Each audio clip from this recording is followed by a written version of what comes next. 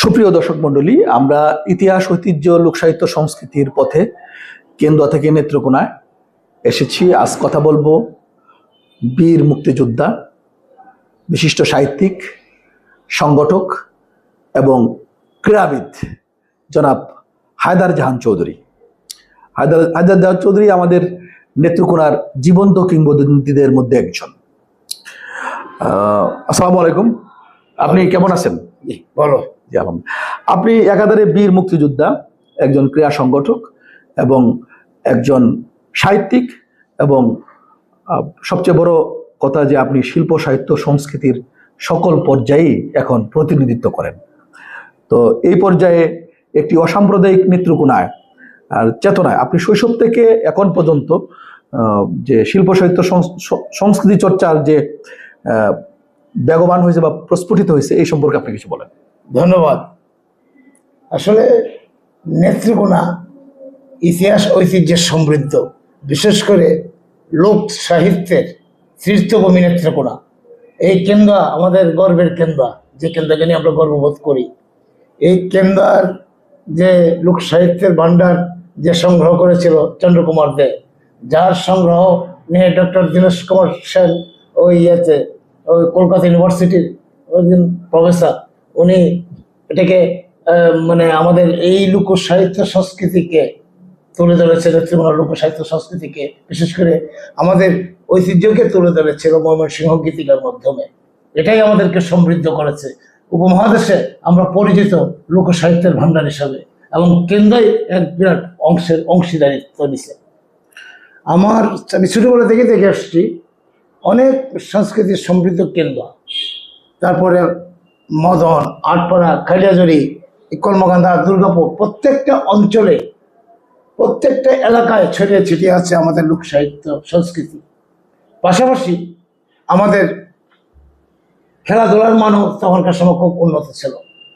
শুরু শুরু বালকরা সহ খেলার মাঠ, সব মাঠে ফুটবল নিয়ে খেলাধুলা করত, ক্রিকেট খেলা হতো, সব জায়গায় কিন্তু খেলাধুলার একটা প্রচলন ছিল।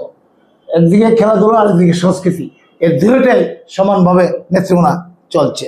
এবং আমরা সেই ক্রিয়ার মাধ্যমে কিন্তু প্রতিষ্ঠিত খেলোয়াড় হতে পারছি। বিশেষ করে ফুটবলে আমি কিন্তু নেত্রকোনা একাদশ, নেত্রকোনার বিভিন্ন টিম, ময়মনসিংহ, মোহাম্মডান, পণ্ডিতপাড়াতে আমি খেলছি, রেগুলার খেলছি, এমনকি ঢাকার মাঠেও আমি খেলছি, নেত্রকোনার প্রতিনিধিত্ব করছি। ঢাকা মোহাম্মডান, ভিক্টোরিয়া এবং আপনার রেলওয়েতে যখন চাকরি নিয়েছিলাম কিছুদিনের জন্য, রেলওয়েতে খেলতে হয়েছিল আমাকে। নেত্রকোনা ইস্টার্ন রেলওয়ের একটা টিম ছিল, এই টিমে আমি চিটাগাং খেলছি, কক্সবাজার গিয়ে খেলে আসছি। আমি একদম এটা কি বলেন, খেলোয়াড়ি জীবন একটা পেশা আমার ছিল। বিভিন্ন জায়গায়, ঢাকা থেকে আমরা বিভিন্ন জায়গায় যেতাম, খেলতাম, গিয়ে ব্রাহ্মণবাড়িয়া নিয়াজ স্টেডিয়ামে খেলছি, চট্টগ্রামের মাঠে খেলছি, রেলওয়ের মাঠে খেলছি, বগুড়ার মাঠে খেলছি, রাজশাহীর মাঠে খেলেছি। আমি তো তৎকালীন আমার খেলাটা শুরু হয়েছে জাতীয় পর্যায়ে। আমি ইস্ট পাকিস্তান অনূর্ধ্ব-19, ইস্ট পাকিস্তান একাদশ অনূর্ধ্ব-19 একটা টিম করছিল জাতীয়ভাবে, ওই টিমে আমি চান্স পেয়েছিলাম। তখন আপনি কিসে পড়াশোনা করেন? আমি তো 9-এর ছাত্র। আমি কোন স্কুলে পড়তেন? আমি তো 3 স্কুলের ছাত্র ছিলাম, 9-এ পড়তাম। 9 থেকে আমার খেলাধুলা স্টার্ট হইলো আর কি। আচ্ছা। তো অনূর্ধ্ব-19 যখন খেলতেছিলাম, সেই খেলার সুবাদে কিন্তু আমি ইস্ট পাকিস্তান একাদশের থেকে পশ্চিম পাকিস্তান একাদশের খেলা হওয়ার কথা ছিল। আমরা প্রস্তুতি নিচ্ছি, আমরা পাকিস্তান যাব, করাচির মাঠে আমাদের খেলা হবে, কিন্তু 65-এর যুদ্ধ আমাদেরকে থামাই দিচ্ছে। পরে আমরা আর যেতে বললাম না। ভারত পাকিস্তান যুদ্ধ শুরু হয়ে গেল, খেলাও আমাদের শেষ হয়ে গেল, যার ফলে আর খেলতে পারি নাই। তবে নেত্রকোনা, আসলে নেত্রকোনার কথা কি বলবো, সেই ব্রিটিশ বিরোধী আন্দোলন থেকে 71-এর মুক্তিযুদ্ধ পর্যন্ত এই বাংলাদেশে যত আন্দোলন, সংগ্রাম, লড়াই, এমনকি সশস্ত্র লড়াই হয়েছে, তার প্রতিটিতেই নেত্রকোনার অবদান অনস্বীকার্য, এবং ইতিহাসের পাতায় নেত্রকোনার স্থান আছে। আপনি দেখেন, আমাদের সেই ফকির বিদ্রোহের কথা আপনারা যদি চিন্তা করেন, টিপু শাহ পাগল নেত্রকোনার লোক। এই টিপু পাগলের তেজদীপ্ত প্রবল বিদ্রোহে এই অঞ্চলে ইংরেজ শাসনের বীজ কেঁপে উঠেছিল। পাগলপন্থী বিদ্রোহ, এখানে লড়াই হয়েছে, ইংরেজদের কামান দাগিয়েছে এই অঞ্চলে। আবার এই অঞ্চলেই চলছে উঠেছে ইশাকার তরবারি মোগলদের বিরুদ্ধে। কাজে আমরা তাদেরই উত্তরসূরি। অতএব নেত্রকোনা শুধু লোক সাহিত্যের ভান্ডার নয়, এর রয়েছে শৌর্যবীর্যের ইতিহাস, রয়েছে লোক সাহিত্যের গৌরবোজ্জ্বল। গর্ব। আমাদের শৌর্যবীর্যের ইতিহাস যদি আমরা পর্যবেক্ষণ করি তা দেখতে পাবো আমরা সেই ব্রিটিশ বিরোধী আন্দোলন থেকে 71-এর মুক্তিযুদ্ধ পর্যন্ত প্রতি সংগ্রামে আমাদের অবদান আছে। বিশেষ করে বাংলাদেশে যতগুলি বিদ্রোহ হয়েছে, প্রত্যেকটা বিদ্রোহ, প্রত্যেকটা সংগ্রামে নেত্রকোনাবাসীর অবদান রয়েছে। 71-এ আমরা মুক্তিযুদ্ধ করেছি, এবং কেমন মুক্তিযুদ্ধ করেছি, আমাদের তো বর্ডার বেল্ট খুব কাছে। আমরা এখানে পাকিস্তানের পতাকা প্রথম 1 তারিখ 1 মার্চ পাকিস্তানের পতাকা আগুন দিয়ে পুড়াইছি। শুধু আমার নেত্রকোনার যে কালেক্টরেটে যে পতাকাটা উঠতেছিল, পাকিস্তানের পতাকাটা নামাইয়া আমরা ছাত্ররা আগুন দিয়ে পুড়িয়ে দিছি। আমরা বিদ্রোহ ঘোষণা করছি পাকিস্তানের বিরুদ্ধে। আমরা একটা নতুন আবাসভূমি সৃষ্টি করার জন্য আমরা জীবন ত্যাগ করে নেমে পড়ছি মাঠে। হাজার হাজার জনতা সেদিন আমাদের সাথে মিছিলে অংশগ্রহণ করেছে। আমরা স্লোগান দিয়েছি, সংহতিতে লাথি মারো, বাংলাদেশ স্বাধীন করো। কিসের সংহতি? পাকিস্তানের সাথে আমাদের সংহতি ভাঙিয়ে দিয়ে আমরা স্বাধীনতা চাই। এই স্বাধীনতা শুরু করলাম আমরা 1 মার্চ থেকে, সেটাই 71-এ 16ই ডিসেম্বরে আমরা 9 মাস যুদ্ধ করে রক্ত দিয়ে এই দেশ স্বাধীন করেছি। এই দেশের স্বাধীনতা নেত্রকোনার অবদান ইতিহাসের পাতায় লেখা আছে, স্থান করে নিয়েছে। কারণ আমরা কোনো জায়গায় পিছিয়ে নাই। আমরা একাধারে লোক সংস্কৃতি এবং সাহিত্যে যেমন সমুজ্জ্বল, পাশাপাশি মুক্তিযুদ্ধ আমাদের অবদান সমুজ্জ্বল। আমরা জাতীয়ভাবে আমরা নেত্রকোনাবাসী দিয়েছি হুমায়ুন আহমদকে, জাফর আহমদকে, খালেকদার চৌধুরীকে, নীলমন্দ গুণকে, হেলাল হাফিজকে, রফিক আজাদকে। এ আমাদের নেত্রকোনার লোক। জাতীয় সরকারকে এরা আমরা নেত্রকোনা থেকে তাদের জাতীয় পর্যায়ে দিয়েছি। আমরা তাদেরকে নিয়ে গর্ববোধ করি, এবং তারই তো ধারাবাহিকতা এখন দেখছেন আজকে বসন্ত উৎসব। এই বসন্ত উৎসবে কি হচ্ছে? খালেকদার চৌধুরীর নামে একটা পুরস্কার দিচ্ছি। কাদেরকে দিচ্ছি? বাংলাদেশের প্রতিষ্ঠা কবি সাহিত্যিকদেরকে দিচ্ছি। এটা আমাদের ঐতিহ্য। আমাদের এই ঐতিহ্যকে ধরে রাখার জন্য আমাদের পূর্বসূরীরা করে গেছে, আমরা তাদের উত্তরসূরি হিসেবে করে যাচ্ছি। এই খালেকদার চৌধুরীকে কেন্দ্র করে নেত্রকোনা যে সাহিত্যের বলয় করে উঠছে, এরই ধারাবাহিকতা আজকের এই সাহিত্য উৎসব। আমরা কিন্তু এগুলি কন্টিনিউ করতেছি। আমাদের এই সংস্কৃতি, এই মানে আমাদের এই তামদ্দুন, আমাদের এই ঐতিহ্য আমরা কিন্তু উত্তরসূরি হিসাবে ঐতিহাসিকভাবে এক ধারাবাহিকতা মেনটেন করছি। কিছুদিন আগে তো কেন্দ্র জালাল খার অনুষ্ঠান হইল, জাতীয় পর্যায়ে জালাল খা 21 পদকপ্রাপ্ত, নেত্রকোনার খালেকদার চৌধুরী 21 পদকপ্রাপ্ত। এই ধরনের বহুত শিল্পী, সাহিত্যিক, বাউল গান, সব দিক দিয়ে আমরা সমৃদ্ধ। বাউল দিয়ে আমরা সমৃদ্ধ। আমাদের জালাল, আমাদের উকিল মুন্সি, আমাদের মিরাজ আলী, এরা তো বাউলে প্রসিদ্ধ। আমার ফাদার যখন কলকাতায় থাকতেন ছাত্র জীবনে এবং সাংবাদিকতার জীবনে, কর্মজীবনে, উনি নেত্রকোনার বাউলদের সম্বন্ধে যে লেখা লিখছেন কলকাতার তখনকার সময় পত্র পত্রিকায়, এগুলি ফলাও করে লেখক ছিলেন, লেখছেন নেত্রকোনার বাউল। এর মধ্যে জালাল খা, আব্দুল মজিদ তালুকদার, এই আপনার উকিল মুন্সি, এদের নাম আসছে ধারাবাহিকভাবে। কেন্দ্রের নাম আসছে। কেন্দ্রের নাম তো এমনি প্রসিদ্ধ হয়েছে, কারণ চন্দ্রকুমার দেহতে কেন্দ্রকে এমন উপরে তুলছে, কলকাতার মানুষ কেন্দ্রকে চেনে এই ময়মনসিংহ গীতিকা দিয়ে। ময়মনসিংহ গীতিকা মানে তো কেন্দ্র, মানে নেত্রকোনা, বিশেষ করে ব্রহ্মপুত্রের উত্তর অঞ্চল, এটা সবটাই তো এই ময়মনসিংহ গীতিকার আওতাধীন। এবং এখানকার মানুষের লোক সংস্কৃতিরাই সেদিন মানে চন্দ্রকুমার দে তুলে ধরেছে। লোকমুখে যে কিচ্ছা কাহিনীগুলো ছিল, এগুলি লিখিতভাবে ওনার তুলে ধরেছেন, যেটা জাতীয় পর্যায়ে, আন্তর্জাতিক পর্যায়ে এটা স্থান লাভ করছে। ধন্যবাদ আপনাকে। আপনি শিল্প সাহিত্য সংস্কৃতির পাশাপাশি আপনার সবচেয়ে বড় পরিচয়, আপনি একজন খেলোয়াড়। আপনি খেলোয়াড় হিসাবে আমরা যতটুকু জেনেছি আমি, যে আপনি মোহামেডান স্পোর্টিং ক্লাবে আপনি খেলছেন। নেত্রকোনার ছেলে হিসাবে একটি জাতীয় পর্যায়ের দল হচ্ছে মোহামেডান আবাহনী। তো এই আবাহনীর মোহামেডান এই সময়ের খেলার যে প্রেক্ষাপট আর সমসাময়িক খেলার যে তুলনামূলক, যদি একটু বিশ্লেষণ করতেন। এটা আসলে বলার অবকাশ থাকে না। তখন তো আমাদের পাকিস্তান ছিল, ইউনাইটেড পাকিস্তান। বিশেষ করে পূর্ব পাকিস্তানে আমাদের পশ্চিম পাকিস্তানের খেলোয়াড়রা প্রাধান্যটা ছিল বেশি। বিশেষ করে আমি যখন মোহামেডানে খেলতে গেছি তখন দেখলাম যে সেখানে পাকিস্তানিদের প্রাধান্যটা একটু বেশি, আমাদেরকে একটু মানে কোণঠাসা করে রাখতো। আমরা ভালো খেললো, তাদের যারা ওদেরকে চান্স দিত। এটা ছিল তাদের যে কোচ ছিল মোহামেডানের, উনি ছিলেন পাকিস্তানের লোক। এবং আমাদের শুধু পিন্টু ভাই, আমি যখন ছিলাম তখন জাকিরিয়া পিন্টু, যিনি স্বাধীন বাংলা ফুটবল একাদশের ক্যাপ্টেন হয়েছিলেন, এই পিন্টু ভাই তখনকার সময় ক্যাপ্টেন ছিল।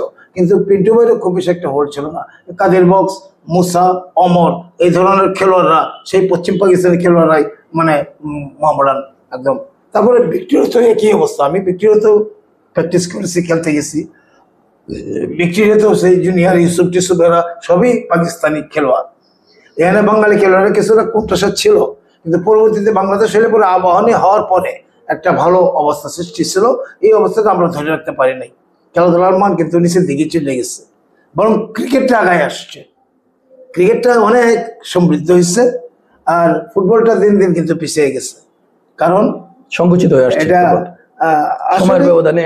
মাঠের অভাব, ছেলেদের অংশগ্রহণটা, আর বিশেষ করে একটা যে রাজনৈতিক অস্থিরতা, সেটা 71-এর পরে যে রাজনৈতিক যে অবস্থা, সেই অবস্থার পরিপ্রেক্ষিতে কিন্তু আমাদের এই ক্রীড়া জগৎটাকে একটু সংকুচিত করছে। সংকুচিত আর পাশাপাশি ক্রিকেটটা প্রসারিত হয়েছে, প্রসারিত হয়েছে, ফুটবলটা সংকুচিত হয়েছে। সংকুচিত হয়েছে। আচ্ছা, আপনার এর চেয়েও সবচেয়ে শক্তিশালী যে পরিচয়, যে আপনি একজন বীর মুক্তিযোদ্ধা, আপনার মুক্তিযুদ্ধকালীন সময়ে আপনার যুদ্ধ এবং আপনার অভিজ্ঞতা সম্পর্কে আমরা কিছু শুনতে চাই। এটা আমার দায়িত্ব ছিল নেতৃত্ব ছাত্রদেরকে এবং যুবকদেরকে সংগঠনে করিয়া সাংগঠনিকভাবে সাজাইয়া তাদেরকে মুক্তিযুদ্ধের দিকে ধাবিত করা। এই সংগঠনের কাজটা আমাকে করতে হয়েছিল আমার সংগঠনের মাধ্যমে। আমার এই সংগঠনের মাধ্যমে আমি ধরেন কেন্দ্র তমজিদ মুক্তিযোদ্ধা, কালেক, নুরু, হাফিজ এদেরকে সংগঠিত করছি, ওদেরকে দিয়ে প্রশিক্ষণ দেওয়ানোর ব্যবস্থা করছি। থানার দারোগা, পুলিশ কিংবা আনসার কমান্ডার এদেরকে দিয়ে থানায় থানায় আমরা টিম করছি, তোমরা ট্রেনিং দাও, দেশ স্বাধীন করতে হবে, বাংলাদেশ আমরা স্বাধীন করব। এই মনোবৃত্তি নিয়েই আমরা সেদিন কিন্তু মাঠে নেমেছি। আমার মনে আছে 71-এর 1 মার্চ এখানে একটা ভাষণ দিলেন। কি ভাষণ দিলেন? যে পাকিস্তানের জাতীয় পরিষদের যে অধিবেশন হওয়ার কথা ছিল ঢাকায় 3রা মার্চ, এটা স্থগিত। তখনই আমরা বুঝতে পারলাম যে পাকিস্তান আমাদের বাঙালিদেরকে ক্ষমতা দেবে না, কারণ পার্লামেন্টে মেজরিটি বাঙালিরা। এই বাঙালিদেরকে পাকিস্তানের মসনদে বসতে দেবে না সেনাবাহিনী। এতভাবে আমরা বিদ্রোহ ঘোষণা করলাম। ওই দিনই আমরা ঘোষণা করলাম স্বাধীনতা, এবং এই দিনই আমরা পাকিস্তানের ফ্ল্যাগ নেতৃত্বে আমি 17টা ফ্ল্যাগ আগুন দিয়ে পুরাইছি। Girls high school, Dutta high school, collectorate, গভর্নমেন্টের যে ফ্ল্যাগটা এটা নামাইছি, নামাই আগুন দিয়ে পুড়ছি। এভাবে নেতৃত্ব শহরে যে ফ্ল্যাগ শিক্ষা প্রতিষ্ঠানে উঠতেছিল সবগুলি ফ্ল্যাগ আগুন দিয়ে পুড়ছি। আমরা পুরি আমরা স্বাধীনতা ঘোষণা করছি। পরবর্তীতে তো জনগণ আমাদেরকে সমর্থন দিচ্ছে, এবং আমাদের মিছিলের জনগণ লাঠি সোটা নিয়ে আশেপাশে গ্রাম থেকে লাঠি, সলফি, অলঙ্গা, দেশীয় অস্ত্র নিয়ে জনগণ আসা শুরু করলো, এবং আমাদের মিছিলে আসা যোগ দিল। এবং তারা তখন স্লোগান দিল, কৃষক শ্রমিক অস্ত্র দিল, বাংলাদেশ স্বাধীন করো, সংহতিতে লাথি বড়, বাংলাদেশ স্বাধীন করো, স্বাধীন করো, স্বাধীন করো, বাংলাদেশ স্বাধীন করো। এই ধরনের স্লোগান দিয়ে জনগণকে আমরা একটা ইউনাইটেড ফোরাম তৈরি করছি, যারা সকলের স্বাধীনতার পক্ষে। এবং বিশ্বের বুকে নতুন মানচিত্র সৃষ্টির প্রয়াস নিয়েই গ্রামে গঞ্জে মানুষ মানে অগ্নিগিরির মতো, জ্বলন্ত অগ্নিগিরির মতো উত্তপ্ত হয়ে উঠেছে, এবং তারা স্বাধীনতার সাথে কোনো আপোষ নাই, স্বাধীনতা চায়। এমনি অবস্থায় আমরা 25 মার্চ কালো রাত্রে যখন খবর পেলাম যে ঢাকা আক্রান্ত হয়েছে, পিলখানা, রাজারবাগ পুলিশ লাইনগুলি আক্রান্ত হয়েছে, বাঙালি পুলিশ, বাঙালি ইউনিফর্ম, বাঙালি সেনাবাহিনীর উপর আক্রমণ শুরু করেছে, আমরাও মাঠে নেমে পড়লাম। এই আমাদের দেশীয় অস্ত্র নিয়ে বিভিন্ন জায়গায় প্রতিরোধ গড়ে তুললাম। কিসের প্রতিরোধ? রাস্তাঘাটে ব্যারিকেড সৃষ্টি করলাম, গাছ কেটে রাস্তা ফেলে দিলাম, যাতে পাকিস্তানি আর্মি আমাদের শহরে ইন করতে না পারে। এই ধরনের বহুত মুক্তিযুদ্ধের পক্ষে কাজ করছি আমরা। করিয়া সেদিন নেতৃত্বকে উত্তপ্ত অগ্নিগিরির মতো করছি। সেখান থেকে নেতৃত্ব ছেলেরা পরবর্তীতে যখন ভারতে যায় প্রশিক্ষণ দিয়া, অস্ত্র হাতে নিয়ে বাংলাদেশের ভিতরে ঢুকলো, ঢুকে পাকিস্তানের হানাদার বাহিনীর বিরুদ্ধে সশস্ত্র লড়াই শুরু করলো। আমরা সেদিন 1 মাসের প্রশিক্ষণ দিয়া একটা কনভেনশনাল আর্মি সঙ্গে আমরা যুদ্ধ করছি, এবং সেই যুদ্ধে আমরা অনেক ক্ষেত্রে জয় বাংলা স্লোগান দিয়ে আমরা ঝাঁপাইয়া পড়ছি। এগুলি আমাদের ইতিহাস। আজকে হয়তো ইতিহাস আমাদের অনেক সময় অনেক ইতিহাস আমরা বলতে পারতেছি না, কিন্তু ইতিহাস তো অমোচনীয়, ইতিহাস কিন্তু মুছে যায় না। যা ঘটছে তাকে আমাকে বলতে হবে।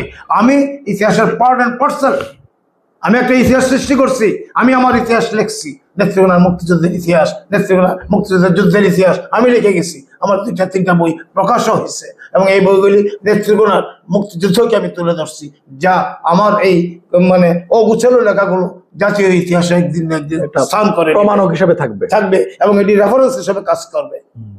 আমরা মুক্তিযুদ্ধকে যেভাবে আমরা মুক্তিযুদ্ধকে চালাইছি এবং যেভাবে মুক্তিযুদ্ধ করছি, যেভাবে মানুষকে মুক্তিযুদ্ধে আমাদের কমিটমেন্ট দিছি, আমরা দুঃখের বিষয় যে সেই কমিটমেন্ট অনুযায়ী মুক্তিযুদ্ধের যে স্বাধীনতার যে অর্জন, স্বাধীনতার যে স্বাদ, বাংলার মানুষ যেটা আশা করতেছিল, আমরা সেই আশা তাদের আকাঙ্ক্ষা পূরণ করতে পারি নাই, এটাই আমাদের ব্যর্থতা। তারপরও এটা কেন পারি নাই আপনারাও জানেন, রাজনৈতিক কারণেই সাধারণত পারি নাই। বিভিন্ন রাজনৈতিক দলগুলো রাজনৈতিক বিভাজন তো আছে, তারপর রাষ্ট্রীয় ক্ষমতায় গিয়া তারা যে কি কাজ করছে, তাদের যে বেসিক আমাদেরকে মুক্তিযুদ্ধকে তো অনেকে চেতনার কি বলে যে ফেরিওয়ালা, আমরা চেতনার ফেরিওয়ালা হয়ে গেছি। কেন হয়ে গেছি? কারণ আমরা চেতনাটাকে আমরা দিতে পারি নাই জনগণের মাঝে, আমরা আমাদের চেতনা দিতে পারি নাই। সত্যিকার মুক্তিযুদ্ধটাকে আমরা জনগণের মাঝে তুলে ধরতে পারি নাই। আমাদের যে এই রক্ত আমরা দেশ স্বাধীন করলাম, এর যে একটা চেতনা, এর যে একটা স্পিড, সেই স্পিডটা দিয়ে আমরা দেশকে চালাতে পারি নাই, বিধায় আমরা ব্যর্থ হয়েছি। প্রকৃতপক্ষে যারা জীবনবাজি করছেন, যৌবনের আমাদের সময়টা আপনি শোনেন, পড়ছেন, আমাদের দেশপ্রেম আমাদেরকে সব জায়গায় নিয়ে গেছে। আমি একটা যুদ্ধের কথা আপনাকে বলি, ঢালুতে আমাদের যে বাহিনীকে আমি ইন করে দিয়েছি। ঢালু কোথায়? ইন্ডিয়া না, ইন্ডিয়া ঢালু, এই ভালুঘাটের অপোজিটে। এদিক দিয়ে ময়মনসিংহে যাবো আমার একটা টিম। এই টিম নিয়ে যখন আমি রওনা হয়েছি, আশেপাশে আরো মুক্তিযোদ্ধারা তখন অ্যাম্বুশ পেতে রাখছে, ওইদিকে পাকিস্তানি ক্যাম্প, ওই ক্যাম্পে আক্রমণ করবে। আমরা গিয়ে ঢুকার সাথে সাথে আক্রমণ শুরু হয়ে গেছে। তখন আমি আমার বাহিনী নিয়ে আমি একটা বাংকার পজিশন নিলাম। পজিশন নিয়ে আমাদের বাংকারের এই এলাকার যে গ্রুপ কমান্ডার আমাদেরকে নির্দেশ দিলে, আপনারা রেডি থাকবেন, যে কোনো সময় ফায়ার ওপেন করবেন। আমরা বললাম, দেখলাম যে আমাদের পেছনে থেকে মুক্তিযোদ্ধারা মোটর মারতেছে, পাকিস্তানের ওই থেকে মোটর মারতেছে, মোটরের ছয় লাল হয়ে গেছে, সারা আকাশ লাল হয়ে গেছে। আর কি আওয়াজ! সেই আওয়াজের মধ্যে সারা রাত্র আমরা এই লড়াইয়ের মধ্যে অবস্থান করছি। পরিশেষে রাত্রে আমরা একবার এক ফাঁকে আমাদেরকেও কিছু গোলাগুলি করতে হয়েছে, সামনে আমাদের শত্রু বাহিনী। এই যুদ্ধটা যে দেখলাম, সেদিন আমি মনে করছিলাম এটাই বোধহয় আমার জীবনের শেষ, কারণ আর বাঁচবে কিনা নাই।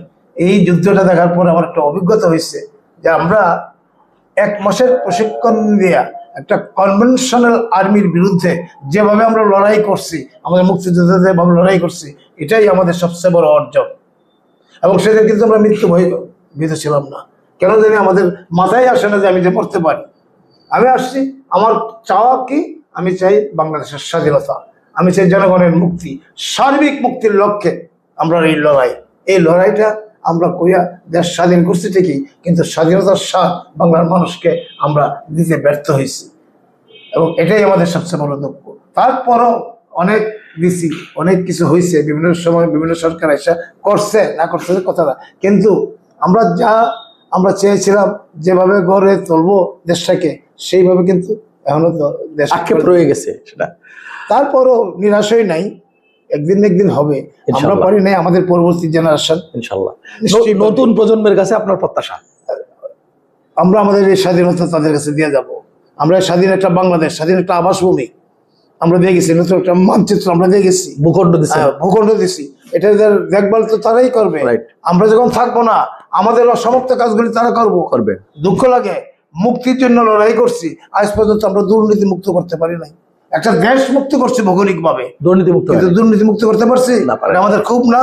এই খুব থেকে তো আমরা দর্শিত হচ্ছি। কেন্দ্র আসলে সংগঠনটা তো খুব ঐতিহ্যবাহী সংগঠন, আর কেন্দ্র তো নিজে একটা ঐতিহ্যবাহী জায়গা। এই কেন্দ্র হইল সমস্ত লোক সংস্কৃতির ভান্ডার, যে ভান্ডারের অংশীদার আমরা নেত্রকোনা, আমরা আটপাড়াবাসী, আমরা কালিয়াজুরিবাসী, আমরা কর্মকান্দা দুর্গা, এই যে সব কেন্দ্রকে কেন্দ্র করে কেন্দ্রই এই ময়মনসিংহের পূর্ব অঞ্চল, বিশেষ করে ব্রহ্মপুত্র নদের এই পারে যে লোক সংস্কৃতির যে অবস্থানটা গড়ে উঠছে, এটাকে নেতৃত্ব দিচ্ছে কেন্দ্র চন্দ্রকুমার দ্বারাই এই লোক সংস্কৃতিকে আন্তর্জাতিকভাবে প্রতিষ্ঠিত করছে। এর অবদান তো কেন্দ্র। আমরা তো সব কিছুই যাই করি কেন্দ্রকে নিয়েই করি, এবং কেন্দ্রের কথা মাথায় রেখেই আমরা আমাদের সাহিত্য, আমাদের সংস্কৃতি। হুমায়ুন আহমেদের বাড়ি কোথায়? কেন্দ্র। জাফর ইকবালের বাড়ি কোথায়? কেন্দ্র।